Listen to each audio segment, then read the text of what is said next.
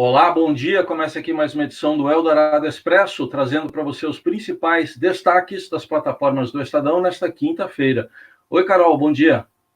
Oi, Raíssa, bom dia para você, bom dia a todo mundo. A gente começa falando do pior momento da pandemia no Brasil, que atinge mais uma marca, mais de 300 mil mortos, mais precisamente 301.087 mortos desde o início da pandemia. Os dados são do consórcio de imprensa do qual o Estadão faz parte. E no dia que o Brasil atingiu essa marca, um ano depois da pandemia, o presidente Jair Bolsonaro reuniu chefes dos outros poderes, alguns governadores aliados e ministros, para anunciar a criação de um comitê numa tentativa de articulação nacional de combate à pandemia. Mas o presidente, embora venha agora defendendo as vacinas, ontem voltou a insistir no tratamento precoce e evitou falar em lockdown. Alguns governadores receberam com ceticismo essa iniciativa, entre eles o governador do Rio Grande do Sul, Eduardo Leite, que falou hoje com a Rádio Eldorado.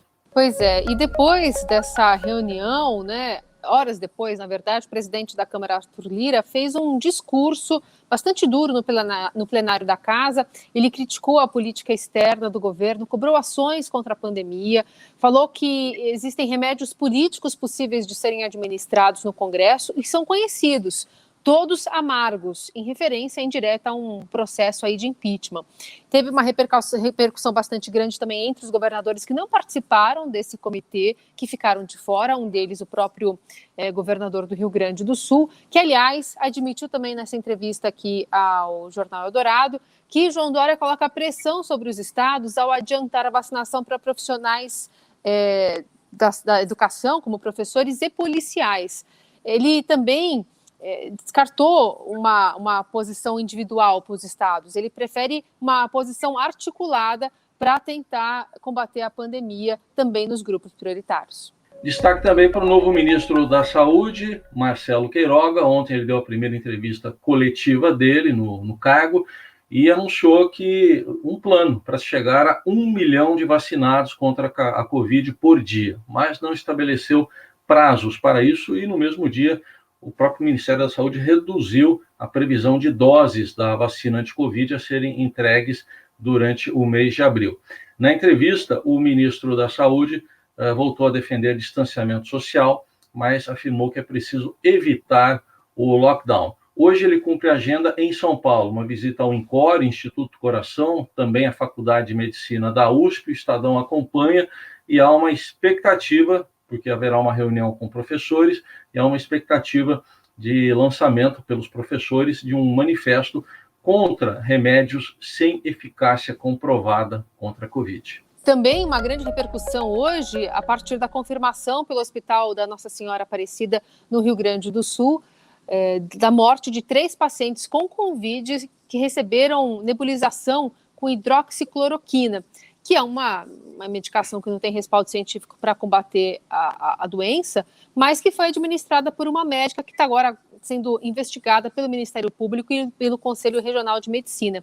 Importante dizer que esses pacientes pediram, os familiares requisitaram formalmente a administração desse medicamento, que não tem respaldo. Portanto, é muito importante a gente ficar de olho no que o presidente tem dito também, na defesa desses medicamentos, porque não há tratamento precoce prescrito. No esporte, destaque para o Campeonato Brasileiro, que teve já a primeira rodada, por exemplo, divulgada ontem, a tabela divulgada ontem, mas também com outras novidades importantes. Por exemplo, cada clube só poderá ter no máximo 2 técnicos durante a competição. Então, se demitir um, só pode contratar mais um, o substituto, e aí não pode mudar mais. A mesma coisa vale para o técnico que pediu demissão, só pode dirigir mais um outro clube aí na mesma divisão e não trabalhar mais na temporada. Essas mudanças você confere lá no portal do Estadão, que destaca também esse Paulistão a conta-gotas, Os jogos estão proibidos no estado de São Paulo, mas ontem teve mais um jogo. São Bento e Palmeiras empataram em Volta Redonda, no Rio de Janeiro. E a gente encerra falando sobre o maior festival de documentários da América Latina, que divulgou sua programação virtual e também gratuita.